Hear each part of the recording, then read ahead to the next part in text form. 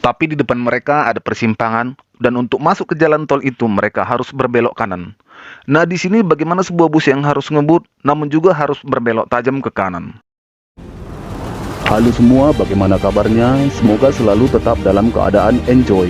Pada kesempatan kali ini kami akan mengulas alur cerita film klasik di tahun 90-an yang bergenre action. Menceritakan sebuah bus agar tidak meledak harus tetap berada pada kecepatan minimal 80 km per jam, tanpa boleh dikurangi, tanpa boleh dihentikan. Bagaimanakah kisah selengkapnya? Apakah bus itu akan jadi meledak? Dan ini dia Speed.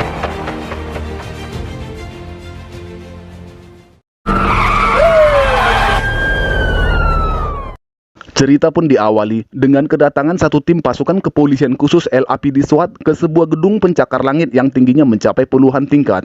Pasukan itu dipimpin oleh seseorang yang bernama Letnan McMahon.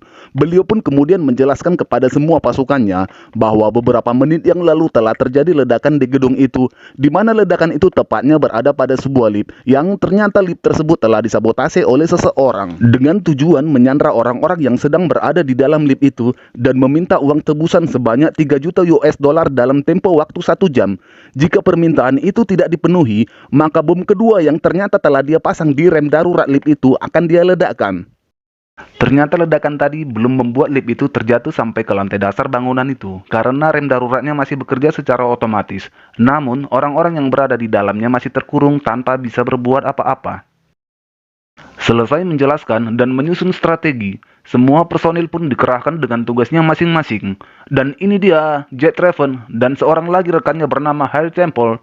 Mereka berdua ditugaskan untuk mencari dan menjinakkan bom itu. Tiap ruangan pun mulai mereka telusurin, hingga akhirnya bom itu dapat mereka temukan di mana terpasang. Namun sayang bom itu begitu rumit sehingga mereka tidak dapat untuk menjinakkan bom itu.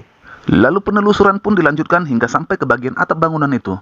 Di atas bangunan itu mereka temukan kabel seling yang sedang tergulung pada sebuah tiang besi. Kabel seling itu pun mereka tarik dengan kerjasama yang baik. Kabel seling itu mereka kaitkan pada lift yang berbentuk kotak itu.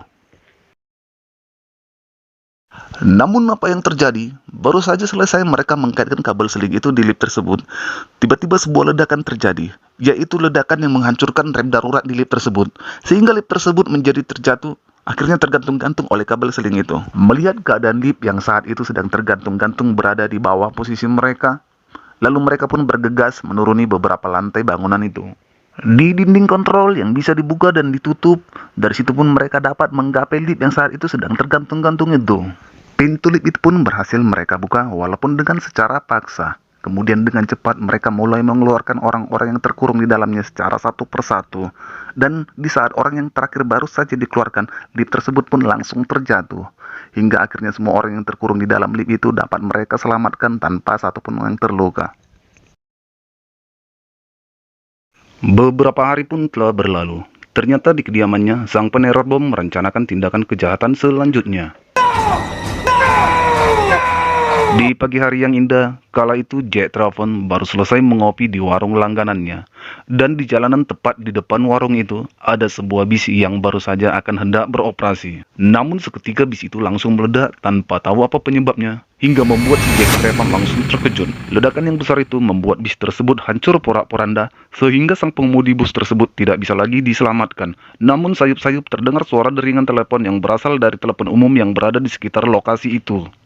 Komunikasi antara Jet Raven dan si penelepon pun berlangsung, yang ternyata bahwa si penelepon tersebut adalah orang yang telah memasangkan bom di bus yang baru saja meledak itu. Hal itu pun dia lakukan atas gagalnya rencananya saat melakukan peneroran bom di sebuah lift beberapa waktu yang lalu. Di samping itu, dia juga memberitahukan bahwa dia juga telah memasangkan sebuah bom di bis yang lain, di mana saat ini bus tersebut sedang berada di simpang jalan Ocean Park dan Main dengan bernomor dinding 2525 dan akan segera menuju ke pusat kota. Namun dia pun membuat ketentuan dan aturan, di mana bom tersebut akan mulai aktif jika kecepatan bus mencapai 50 mil atau 80 km per jam. Dan bom tersebut akan meledak jika kecepatan bus di bawah 80 km per jam. Yang artinya bus tersebut tidak boleh dibawa kecepatan 80 km setelah bom aktif. Di samping itu, dia pun membuat ancaman bahwa semua penumpang yang berada di dalam bis tersebut tidak boleh ada yang diturunkan. Untuk membatalkan semua itu, dia meminta uang tebusan sejumlah 3,7 juta US dollar yang harus diberikan selambat-lambatnya jam 11 pagi atau 3 jam lagi.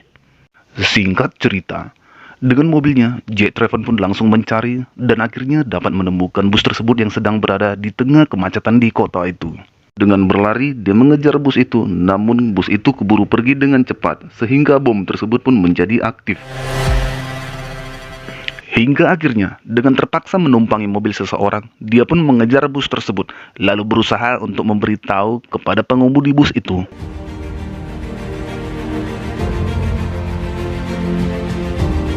Setelah pintu bus terbuka, maka dengan mengambil risiko, Jack Traven pun melompat dan masuk ke dalam bus tersebut di saat bus tersebut sedang berjalan. Namun di dalam bus itu ada seorang penjahat kecil yang sedang merasa ketakutan saat melihat polisi.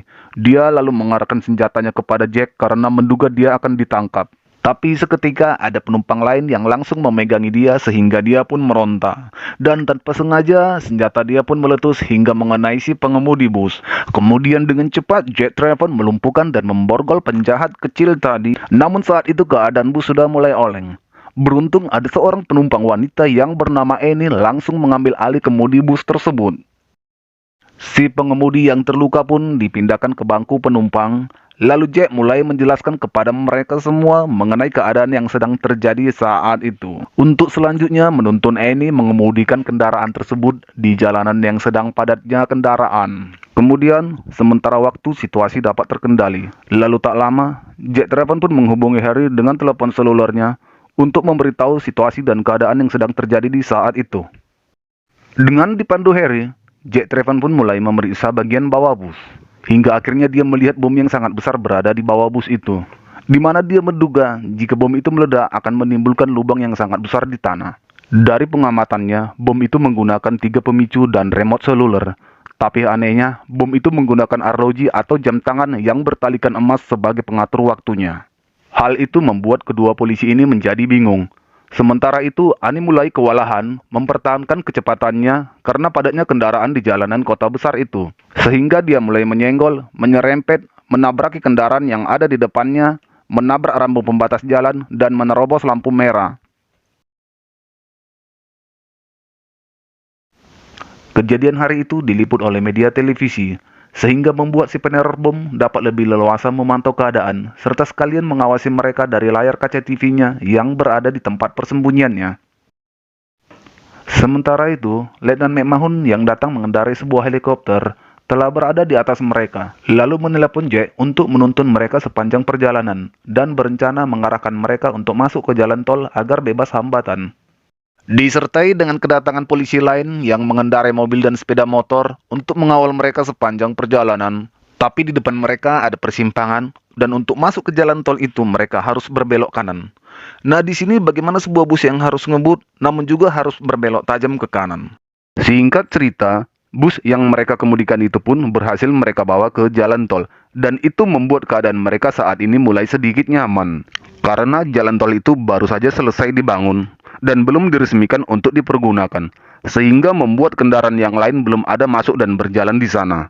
Di samping itu, Letnan McMahon yang ternyata telah turun dari helikopternya, langsung datang untuk menyusul mereka bersama pasukannya dengan menggunakan sebuah truk untuk mengevakuasi mereka semua yang sedang berada di dalam bus itu. Namun Jack menolak karena sang peneror bom dapat melihat mereka dari siaran televisi yang kemudian akan meledakkan bus itu jika mereka keluar.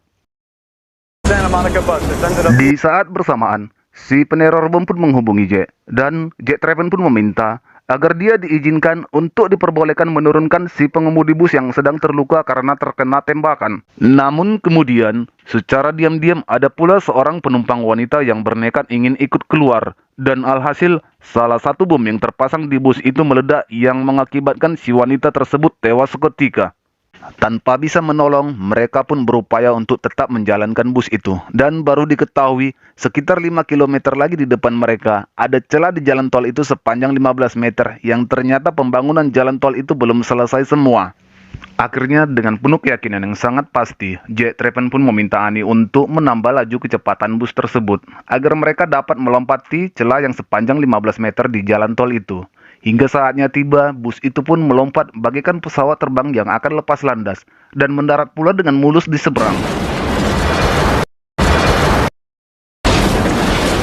Kemudian bus tadi mereka arahkan ke sebuah bandara, di mana itu adalah bandara internasional yang tentunya sudah pasti sangat luas, dengan tujuan agar bus itu dapat lebih leluasa mereka kelilingkan di bandara itu.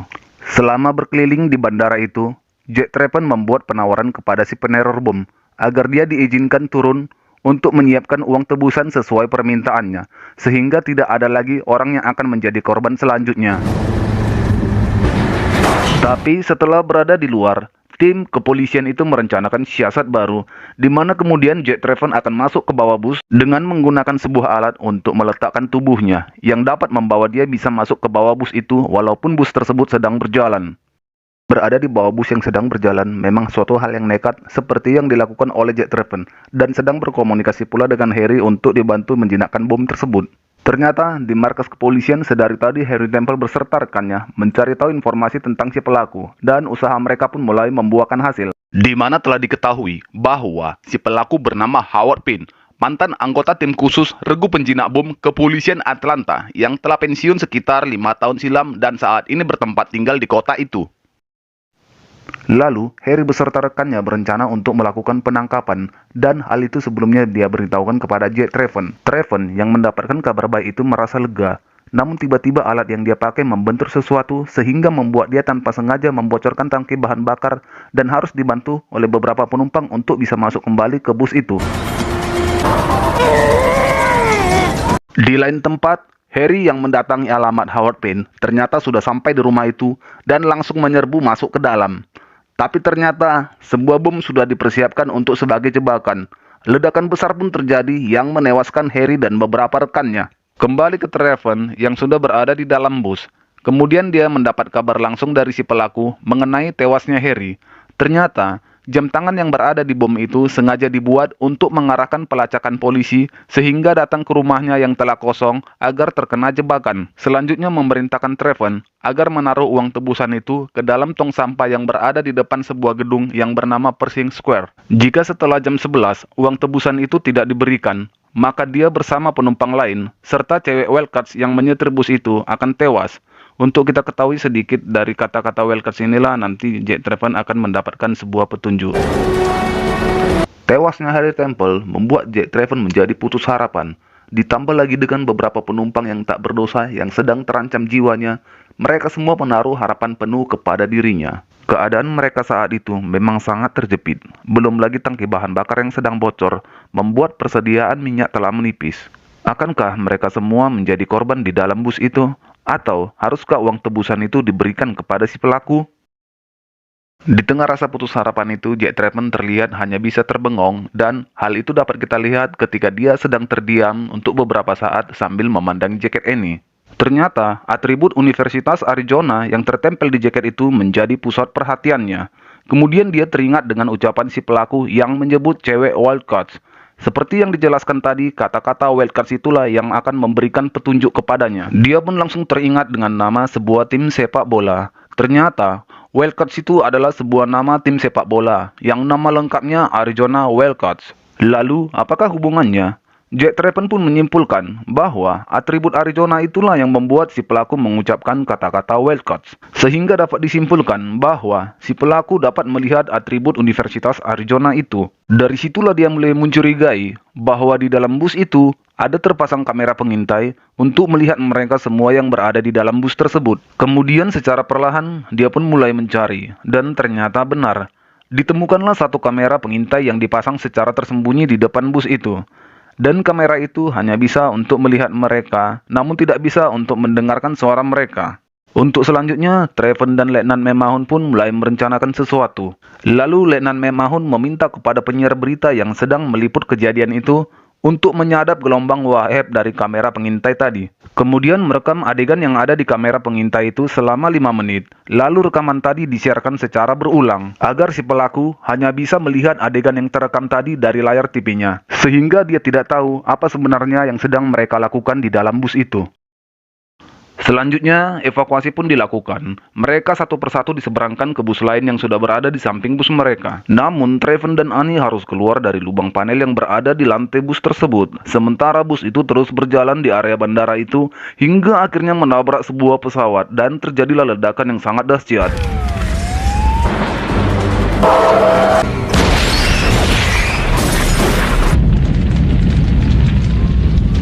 Setelah itu, semua personil kepolisian tadi menuju ke gedung Pershing Square untuk menjebak dan menangkap si pelaku. Namun sayangnya mereka membawa serta si Annie. Sesuai dengan permintaannya, uang itu mereka masukkan ke dalam tong sampah, dan sekalian juga mereka selipkan sebuah alat pelacak. Si pelaku yang bersembunyi di sekitar tempat itu mengetahui dirinya akan dijebak, lalu dia merencanakan sesuatu. Apalagi saat dia tahu kalau ternyata tayangan di TV itu adalah palsu, sehingga membuat dia pun semakin marah. Di parkiran, Annie merasa bosan menunggu, kemudian keluar dari mobil, lalu berpapasan dengan seorang polisi yang ternyata itu adalah si pelaku yang sedang menyamar, dan kemudian berpura-pura mengajak Annie ke tempat yang lebih aman dengan mengatasnamakan permintaan dari Jack Treven. Di tempat lain, mereka yang sedang mengawasi tong sampah itu mulai penasaran karena hingga tiba waktunya si pelaku belum kelihatan juga. Namun ketika monitor pelacak diaktifkan, diketahuilah uang itu sudah bergerak. Kemudian tong sampah tadi digeser, maka terlihatlah sebuah lubang dan uang itu sudah tidak ada. Saat Treven menyusul masuk ke dalam lubang itu, dilihatnya lah Annie yang sedang disandra dan dibawa masuk ke dalam sebuah kereta api. Ternyata di bawah itu adalah sebuah stasiun kereta api jalur bawah tanah. Lalu dia pun berusaha untuk mengejar, dan tanpa sepengetahuan si pelaku, dia pun secara diam-diam masuk ke dalam kereta api itu.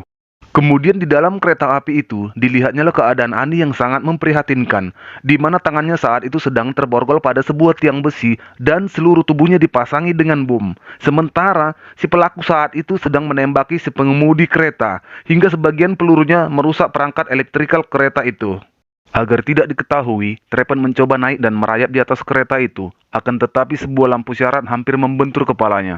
Sehingga saat dia menghindar, gerakannya terdengar oleh si pelaku, yang membuat si pelaku langsung memuntahkan pelurunya sampai habis. Si pelaku yang merasa Treven belum tewas, lalu kemudian naik ke atas kereta itu dan langsung menyerang. Treven yang tidak menduga terpaksa harus menerima beberapa pukulan dari si pelaku. Hingga di saat dia terdesak, dengan sisa tenaganya dia langsung mendorongkan wajah si pelaku ke arah lampu syarat agar terbentur. Dan hasilnya, benturan itu pun membuat kepala si pelaku langsung terputus. Merasa semua sudah aman, Treven pun langsung turun, lalu berusaha untuk melepaskan Annie dari tempat dia terikat. Namun besi itu terlalu kuat, tidak bisa dipatahkan maupun dilepaskan. Tapi yang paling menspeedkan, kereta itu tidak bisa dihentikan karena perangkat elektrikalnya sudah rusak akibat tembakan tadi. Karena tidak menemukan cara lain, mereka pun hanya bisa pasrah di dalam kereta itu sampai menunggu kereta tersebut berhenti sendiri. Lalu kemudian benturan demi benturan pun terjadi hingga akhirnya bagian depan kereta itu keluar dari terowongan dan terhenti di jalanan kota. Kemudian di dalamnya, Jack Treven bersama Annie terlihat dalam keadaan selamat dengan posisi berpelukan. Tamat. Buat semuanya, dimanapun kalian berada saat ini, semoga alur cerita film ini dapat menghibur serta mengisi waktu senggang kalian semua. Demikianlah alur cerita film yang baru perdana kami buat. Kami harapkan kritik dan saran yang membangun. Atas lebih dan kurangnya kami mohon maaf dan akhir kata kami ucapkan terima kasih.